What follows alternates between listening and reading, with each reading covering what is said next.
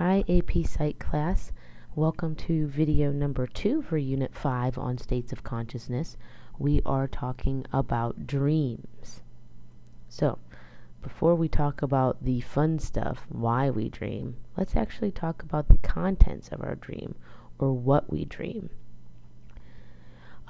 Freud actually labeled the contents of our dream to be the manifest content. This would be the storyline or the information about your dream that you remember if you happen to wake up shortly after REM sleep. And so there's a number of different, things that could occur during a dream. Sometimes good, often bad, or negative in content, usually reflecting the events of your day or what occurred recently in your life. After trauma, people tend to report nightmares regarding that trauma. You may notice that TV shows, video games, movies that you have seen of that day could get incorporated in events from your school or work day, get incorporated into your dream. And so we would call all of that information the manifest content.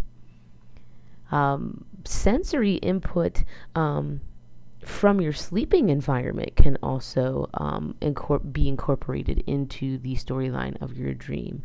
And so experiments have been done, right, where they've lightly misted dreamers with cold water, and when those people are awakened, they seem to all report dreams involving water. And so they tend to incorporate your surroundings, whether it be a thunderstorm occurring outside your window or, water being misted on your face. You might incorporate the sounds and feelings from the environment into your dream. Cultural influences can also play a role on what we dream.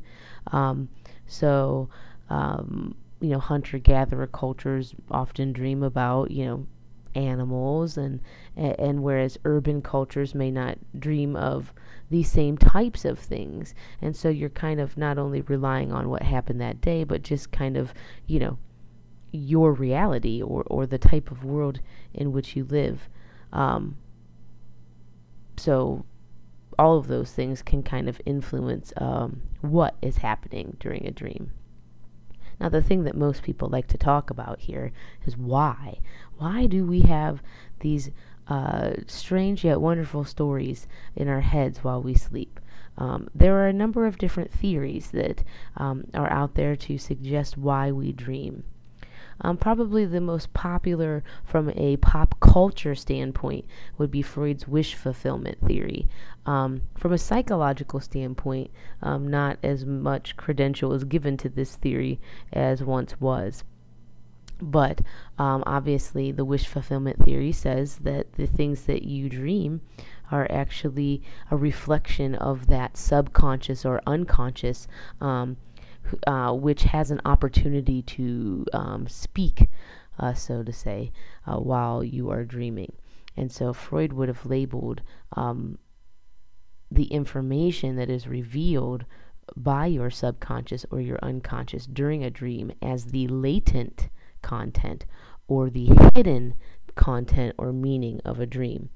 And so there are obviously a number of different dream analysis books and websites and lots of different media sources that will help you understand the hidden agenda behind your dream. And so that is obviously a very popular one, but I think that there are other theories of why we dream that have a little more psychological credibility, but still fun to think about. Information processing theory is going to say that the reason why we dream is because that is the time in which the brain is going to sift, sort, and go through the day's experiences and consolidate the things that need to be stored into long-term memory, and do so.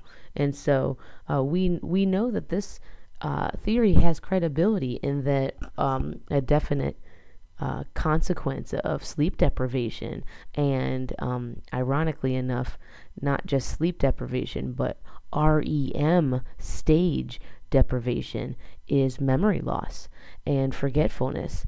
And so that does lend some credibility to the information processing theory. Physiological function would say that the reason that we dream is to just help develop and preserve neural pathways, and that we know from EEGs that the brain is very, very active during REM sleep. And so perhaps the reason why is that the brain's activity is kind of leading to this practice or this stimulation of these different neural networks. And so the more information that is passed through a neural network, the stronger it becomes, the faster it becomes. And so some psychologists theorize that the reason we dream is it's almost like the brain's workout, so to speak. Activation synthesis is the theory that says dreams are nothing more than us making sense of random neural firings in the brain. And so this neural static it is really just random, and that because we are humans that try to make sense of stimulation, that we are the ones that try to weave it into a storyline.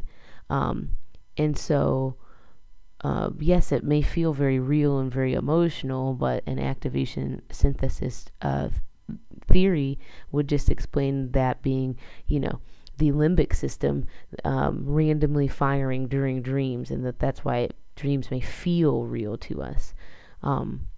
But this was related to the 40 studies article that you had read over the summer, right? Unromancing the dream. Lots of people, while it makes a lot of scientific sense, it doesn't make dreams as fun to think that we really don't have control over what's being dreamt, that it's just these random firings of neurons in the brain.